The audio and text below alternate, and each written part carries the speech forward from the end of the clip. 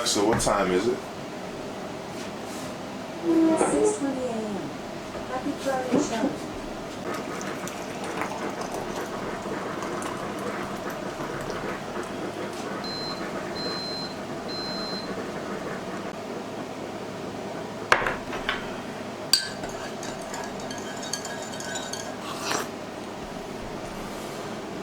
What's up, everybody? It's Blaine, Dennison, owner and operator, Court and Claim Kit. It's pretty early in the morning, Friday morning. Kind of rushing, did my work yesterday, and today I'm going to take today off. Did some things done around the house, and if I can, maybe I'll sneak out and do a little afternoon fishing.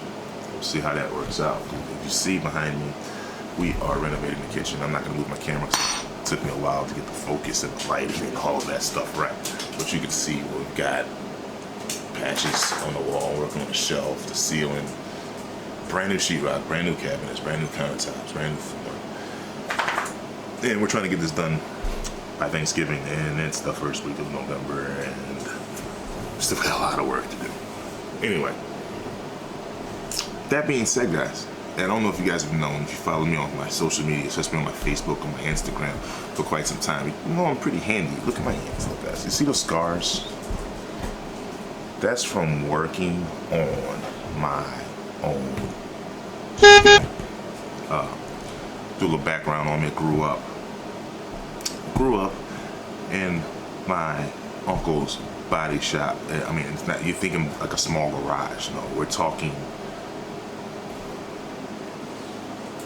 Square City block building next to a few other Square City blocks worth of lot. It's a junkyard, it's a body shop.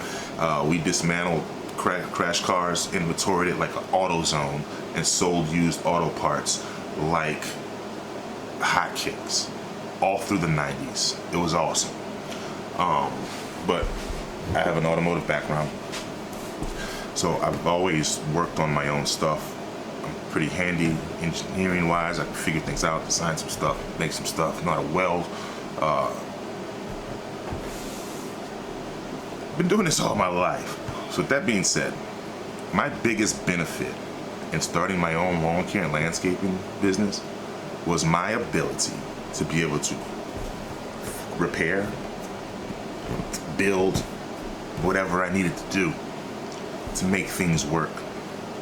I've always worked on all of my own trucks, trailer, all of my equipment, lawnmowers, weed eaters, all of that stuff. I'm very against the wait time at a lot of lawnmower shops. Now, if I can wait and something's under warranty, of course, I drop it off, let them have it. If I got another piece of equipment to use while that's being taken care of, that's something totally different. But when we were first starting out, we don't have that. We've got one weed eater, we've got one blower, we've got one lawnmower, we've got one truck, and if you got a trailer, you're lucky, you're blessed. So, knowing how to repair your own stuff is very important. So what I'll do, I'm gonna make a series of how to repair just different things. This one, we're gonna be changing the hub on my 18-foot dual axle utility trailer. We're out working. I had a little down lawnmower, some mulch, things like that, and I noticed that one of the wheels had a negative camber, and I kind of thought it was the belt in the tire, so I kind of stopped, aired it up after I got the weight off of it, checked it out a little bit, and it seemed fine until one day I was backing into my driveway, and it just kind of like almost fell off. And I was like, okay, I think it's needed. So what I did, assuming it's just the bearings, changed the bearings, put new bearings in it, threw it back together. 2 days later, the same thing, same wheel. And this is where it comes into play. You should be good at being able to diagnose these things. I probably just thought this basic stuff and changed the bearings, but in all actuality, the entire hub was replaced. So what I did is I recorded a video because when we were doing the bearings before, my son was talking about how it looked for me to have grease all over my hands. It looked like one of those satisfying videos, kind of. So I kind of recorded to see if we can create one of those satisfying videos. Didn't quite work out that way, but we'll use it to teach you guys how to change your wheel hub on your 18-foot trailer. In this scenario, the wheel was already taken off, the hub was already taken off, but we'll use some degreaser, we'll clean all of the grease. You want all of the grease cleaned off, because when these bearings blow,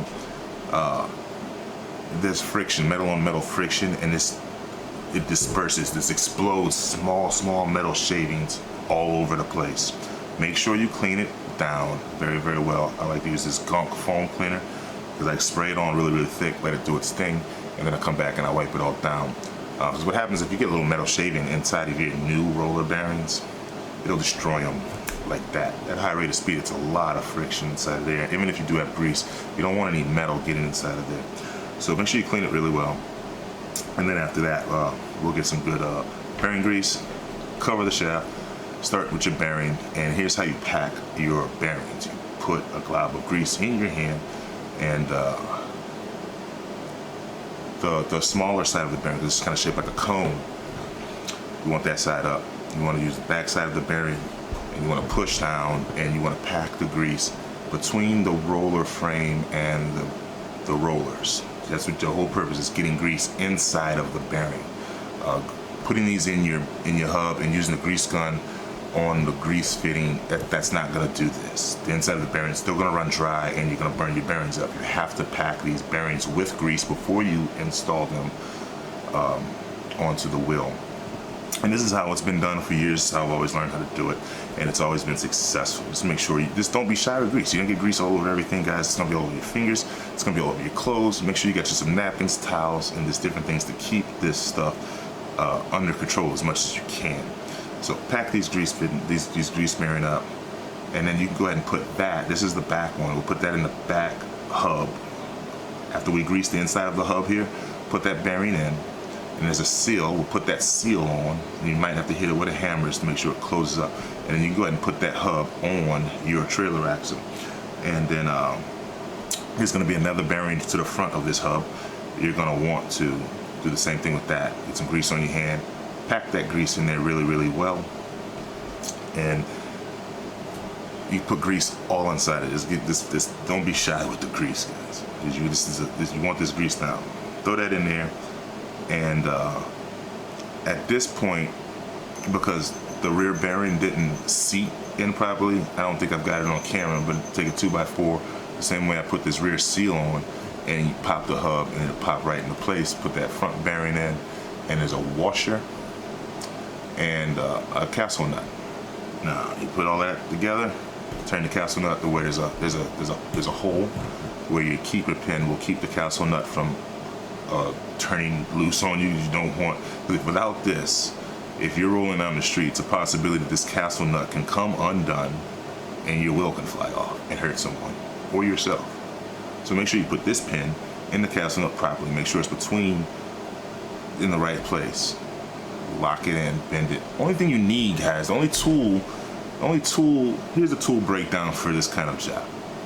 You get your good pair of channel locks, maybe some, we grew up calling them dikes, but some good hard wire cutters. I've got some, but I just didn't have them here on this job. A hammer and a piece of 2x4, because you don't want to damage, you don't want to be beaten directly on your hub and on things like that. So you use a 2x4 for a buffer. But it's a pretty easy job. Total takes about 10-15 minutes. And I've done this on the side of the road in the dark before. So, I mean, it's not really hard. Hopefully this video helps you guys, man. But you get all of this reassembled, and you put your dust cap on. Always make sure you put your dust cap on, because this is what makes bearings go bad. Because I'm having issues with my boat trailer, and I'm having a hard time trying to find a dust cap that fits. It's a really old trailer, and I've been to auto parts places, and I just can't find it. I need to go ahead and bring it up to the trailer repair place where I got this hub kit from. I actually found there's a trailer place here in town, and see if they can match one up for me and get me a dust cover for this other wheel before I'm changing the hub on my trailer.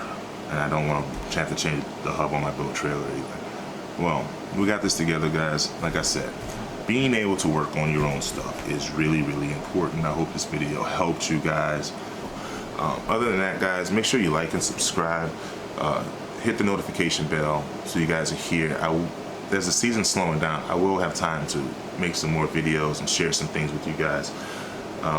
So hit that notification bell, turn that stuff back on. So I know it's been a while since you guys seen a video from me. So turn the notifications back on, because I'm coming back. And I'll talk to you guys later.